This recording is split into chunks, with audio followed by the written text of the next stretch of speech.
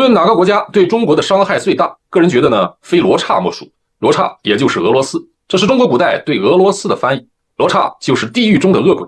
用罗刹形容俄罗斯，看来中国古人还是很有智慧的。近代以来，侵占中国土地最多的国家就是罗刹，而且罗刹对中国的荼毒伤害远不止于领土的侵占。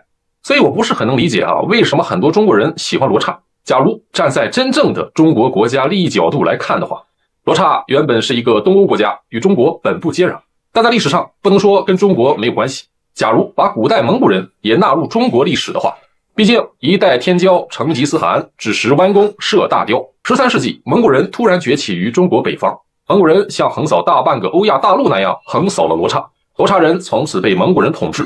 但罗刹人的国家高度自治，只需要承认蒙古人的宗主权，每年按时纳贡即可。在罗刹人建立的一众国家中，莫斯科公国逐渐崛起。得益于地缘之力，莫斯科公国能够从西欧取得的巨大进步，尤其是火枪和火炮方面的巨大进步中获益。正是凭借这一军事优势，莫斯科公国能够逐渐反抗蒙古人的统治。到1480年终于获得独立，但罗刹人已经被蒙古人统治了200多年。要知道蒙古人在中国建立的蒙元帝国寿命不足100年，但蒙古人对中国的影响已经足够深远。古典意义上的中国就是被蒙古人终结的，这就是日本学者所谓的崖山之后无中国。在被蒙古人统治的漫长岁月，罗刹人不仅学会了蒙古军队的作战方法，还继承了游牧精神。现在我们看游牧文化，他们能歌善舞。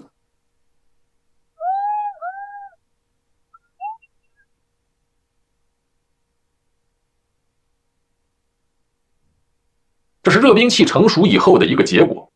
而在冷兵器时代，是骑马与砍杀的天下。游牧民族在军事上具有先天优势，而历史证明他们也很善于利用这一优势。秋高马肥，铁蹄铮铮，踏遍万里河山。像中国的象征长城，正是为了抵御游牧民族的掠夺而修建。游牧精神的精髓就是不断对外掠夺和扩张。所以关于罗刹帝国的本质，有一种很有趣的学说，即罗刹帝国是蒙古帝国真正的继承者，罗刹人是蓝眼睛的蒙古人。自古以来，中国面临的最大威胁基本都来自北方。北方的狼族对中原高于之地垂涎欲滴，匈奴、鲜卑、柔然、突厥、契丹、女真、蒙古都来自苦寒的北方。而在近现代扮演这一角色的是罗刹。中国人最近深刻感受到这种威胁是1969年，苏联陈兵100万于中苏边境，威胁对中国使用核武器，中国被迫备战备荒，挖了很多的防空洞。当时苏联实际控制了蒙古国，从中蒙边境到北京只有500公里。原本是东欧国家的罗刹之所以跟中国接壤，是因为罗刹征服了西伯利亚。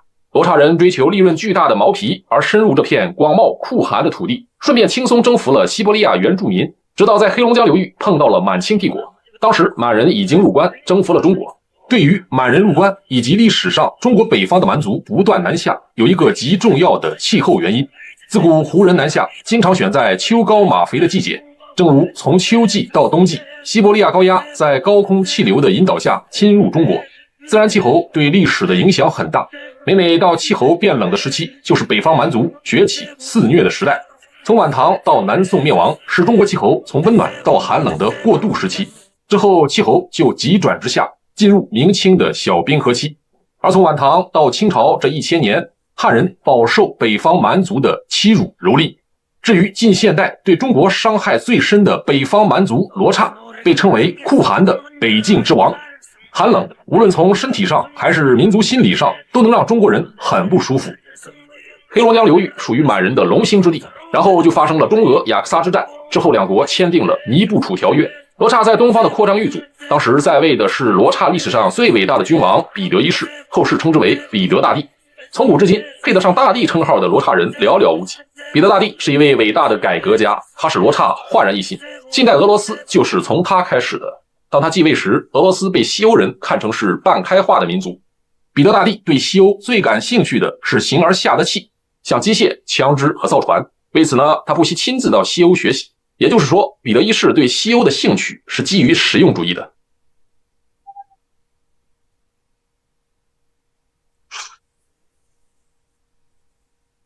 彼得一世充分利用俄国的专制制度，强力推行了西化改革。俄国的这套专制主义的中央集权制度，在西方看来就是东方式的，大体呢就是马克思所称的东方专制主义。当然，论东方的专制主义，代表当然是中国。自秦始皇统一中国以来，中国就实行法家思想指导的专制主义的中央集权制度。俗称法家秦制。俄罗斯专制制度跟中国法家秦制相比，就属于班门弄斧。像彼得大帝拥有的专制权力，跟康熙大帝相比就少了很多。彼得大帝跟康熙大帝活在同一时代，两者对待西化的态度决定了两国的命运。其实康熙大帝对西方的很多事物也很感兴趣，但并不想推而广之。彼得大帝进行西化改革的目的很明确，就是富国强兵，对外扩张。对专制制度的优劣向来有很多的争论，支持专制制度的人经常拿彼得大帝举例。彼得大帝的确用专制制度完成了西化改革，但日俄战争也是基于尼古拉二世的意思才爆发的。而像彼得大帝这样的伟大君王，毕竟屈指可数。事实上，专制制度的性价比很低，所以现代发达国家没有一个实行这种制度。但俄罗斯正是利用专制制度实现了大国崛起，变成了庞然大物。经过彼得大帝和叶卡捷琳娜大帝的不懈努力，俄国的西化改革在形而下的气方面突飞猛进，一度成为了欧洲宪兵。但在学习西方形而上的道方面却举步维艰，企图推翻俄国专制制度的12月起义被残酷镇压，表明民主主义和自由主义在俄国暂时水土不服。但专制制度终究是要被人类社会抛弃的政治形态，原因很简单，专制制度奴役人民，而自由是创造之权，文明之源。西化改革停滞的俄罗斯在克里米亚战争中惨败，对手正是西方两大强国英吉利和法兰西，这才逼迫以沙皇为首的特权阶级开始自由化改革，重点是解放农奴，给予自由。但在最关键的政治制度上，俄罗斯依然固守专制独裁。像亚历山大三世就说，是什么让俄国强大起来的？当然是这种权力无限制的专制独裁政治，也只有靠这种政治才能维持俄罗斯帝国。尤其考虑到帝国境内人口的40%都不是俄罗斯人，专制主义的制度和文化在俄罗斯根深蒂固，所以哪怕俄罗斯帝国在1917年灭亡了，但专制主义的幽灵一直飘荡在莫斯科。实际上，源自西方的很多思想主义传入俄罗斯之后就被俄罗斯化了，甚至变成了另一种东西。俄罗斯特色就是专制主义和推崇暴力。自从俄罗斯占领西伯利亚，成为横跨欧亚的大国，俄国的外交政策就是东西摇摆。如果在西方受挫，俄罗斯就会在东方扩张来弥补，反之亦然。所以克里米亚战争后俄罗斯重启对东方的扩张，今非昔比，西化程度远不及俄罗斯的满清帝国，已无招架之力。而且当时满清帝国民变四起，风雨飘摇，基督教中国化的结果，由洪秀全创立的拜上帝教，其信徒掀起了太平天国运动，祸乱东南；中国北方则兴起了念军，西南西北信仰回教的穆斯林也趁机起事，陕甘地区的人口损失尤其惨重，赤地千里。中亚穆斯林阿古柏侵入新疆，并建立了回教国家哲德沙尔汗国。俄罗斯趁火打劫，从1858年的瑷珲条约起，在10几年内侵占了中国150多万平方公里的领土，约为10个山东省。俄罗斯沙皇亚历山大二世因此被称为远东之王。他把侵占自中国的海参崴改名为弗拉迪沃斯托克，意思为统治东方。也就是说，俄国人还不满足，他们还要侵占更多的中国领土。因此，从1891年开始，俄罗斯开始修建西伯利亚大铁路。这条铁路将极大加强俄罗斯在远东扩张的能力。而在1896年，俄罗斯又通过了中俄密约，得以在中国东北修筑东清铁路，作为西伯利亚大铁路的支线。东清铁路南线的终点就是旅顺。1898年，俄国强租了旅顺，并修筑旅顺要塞。对于俄罗斯征服东方的内容，从尼古拉二世提出的黄俄罗斯计划可见一斑。黄俄罗斯计划就是从乔格里峰到海参崴画条直线，直线以北的土地都归俄罗斯。1900年，义和团运动爆发，打出的口号是扶清灭洋。当时慈禧太后误以为西方列强干涉满清帝国内政，要求他下台并归正于光绪皇帝，所以他决定利用义和团反击西方列强。西元1900年6月21日，慈禧太后向包括俄罗斯在内的11个国家宣战，同时悬赏捕杀洋人，标价杀一个洋人赏50两，洋妇40两，洋娃30两。义和团疯狂拆除俄国正在修建的东清铁路，这正是俄罗斯梦寐以求的霸占中国东北的时机。于是迅速集中了10万大军，自7月15日起侵入中国境内，到10月1日就占领了整个中国东北。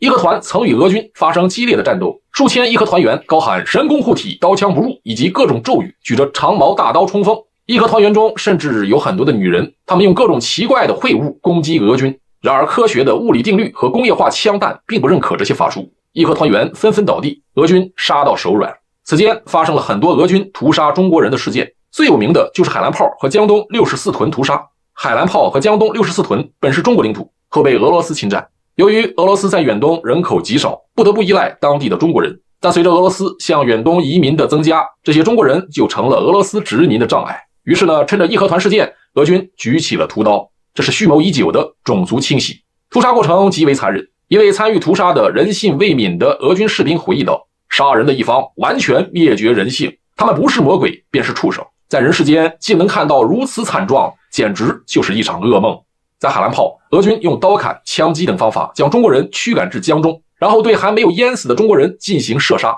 连老弱妇孺也不能幸免。屠杀过后，浮尸飘满江面，江面浮着厚厚的尸油，因正值盛夏，尸体腐败，散发出令人难以忍受的恶臭。海兰泡屠杀极大震撼了江东64屯的中国人，于是纷纷逃往河对岸的爱辉城。清军渡江与俄军交战，保护了江东64屯的多数中国人逃出升天。海兰泡江东64屯的屠杀约7000中国人遇害，这是一个保守数字，也只是众多屠杀中的一例。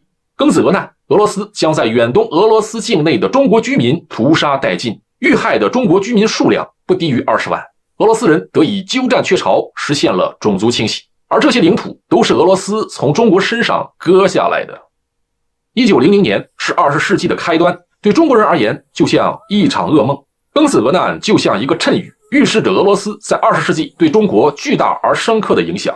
义和团运动被八国联军和满清政府共同剿灭后，俄军继续霸占中国东北，赖着不走。几百年来，俄罗斯人对领土扩张极为痴迷，也收获颇丰。对领土的贪婪嵌进了俄罗斯人的文化基因。用普京大帝的话说，俄罗斯的土地没有一寸是多余的。当时负责同俄国人谈判的是李鸿章，俄国人不愿意退出中国东北，企图生米煮成熟饭，为此不惜重金贿赂李鸿章。李鸿章不为所动，转而将俄国人的要求捅给了其他列强。这招以夷制夷发挥了作用。日本最为激动，不惜威胁俄罗斯。英国完全支持日本的态度，德国、美国也反对俄罗斯霸占东北，甚至俄罗斯的盟友法国也威胁减少对俄贷款额度。西元1902年，俄罗斯被迫签订了交收东三省条约。该条约规定，俄军分3期撤出中国东北。但俄国人在外交上的言而无信，果然是名不虚传。在撤出第1期俄军后，俄罗斯看到西伯利亚大铁路即将通车，而英国深陷布尔战争的泥潭，日本又不足惧，于是开始耍赖，不仅拒绝撤军，而且重新占领奉天等地。1903年8月，俄罗斯设置远东大都督，尼古拉2世任命自己的叔叔阿列克塞耶夫为首任大都督，这是摆明了要霸占中国东北。而满清帝国根本奈何不了俄罗斯，日本单独对战俄罗斯也没有胜算，但如果有英国的支持，那么日俄战争就有的打。为了对抗俄罗斯霸占中国东北，英国和日本走到了一起，这就是日英同盟。